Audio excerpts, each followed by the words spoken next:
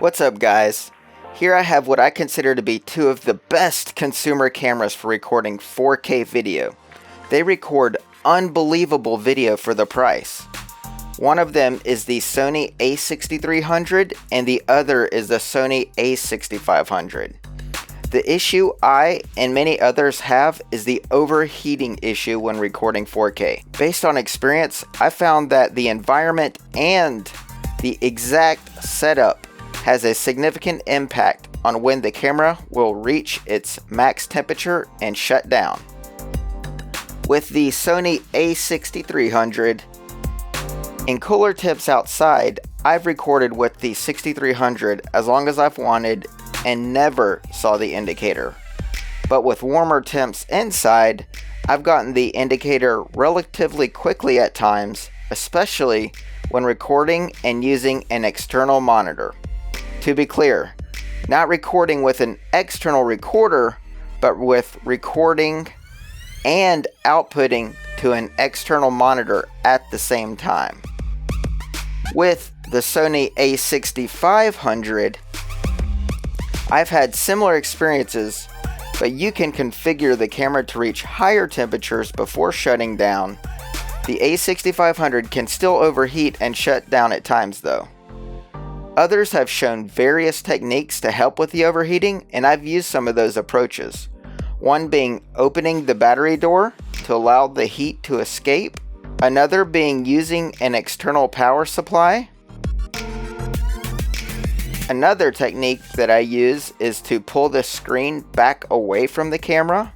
I've also used what I've seen suggested by that one camera guy, and that is to use a cage. But this can also backfire if you're in sunlight and actually make the camera get hotter faster. Using a fan or two is another option people have mentioned. The fan option though is not my favorite option, as it can add noise depending on how quickly you make the fan spin, and also it can be very cumbersome. Now I want to show you an option I use to handle the overheating. With this option, I've been able to record as long as I want to. Please understand that this is a method that works for me, and I don't expect everyone to like it. At the end of the day, I have to keep the camera recording as long as I need to. Now please, use this method at your own risk. I'm not telling you to do this or use this method. So right now you can see I have the overheating indicator on. The camera is just shut down a minute ago. I changed the battery out and hit record again. Alright guys, so now the camera won't stay on because it keeps overheating. So I'm going to show you the technique I use to handle this. My method involves using these mini ice packs. I have a link to them in the description below.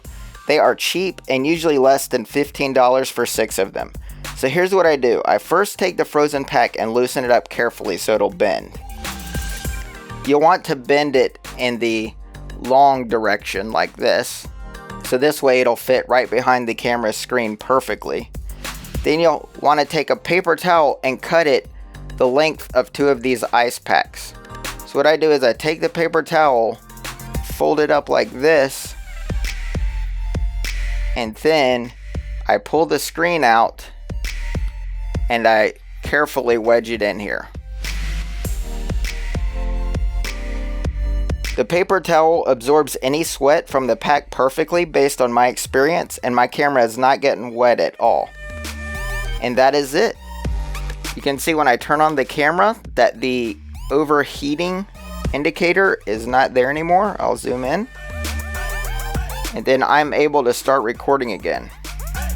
Now what I love about this is I'm not getting any fan noise, and I can also use this technique with my gimbal because the ice pack doesn't weigh very much and the gimbal's able to handle the weight of it just fine.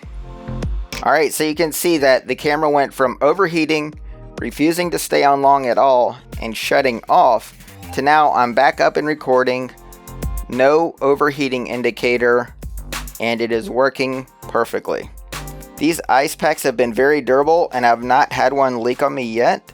If I'm traveling somewhere, I can just throw some of the packs in a mini cooler with ice so I can use them later. Now I know this isn't the best looking setup, but at the end of the day, when I need the camera to work and it's shutting down because it's overheating, this solution has been a great option for me. Now this is just my case and my situation. I don't expect everyone to like this, but I did want to share it with you guys. I was just hoping to help you guys out in case you're in the situation where I'm in, where I have to keep recording and the camera keeps shutting off and I need to figure out some way to keep it going. This method has not failed me yet.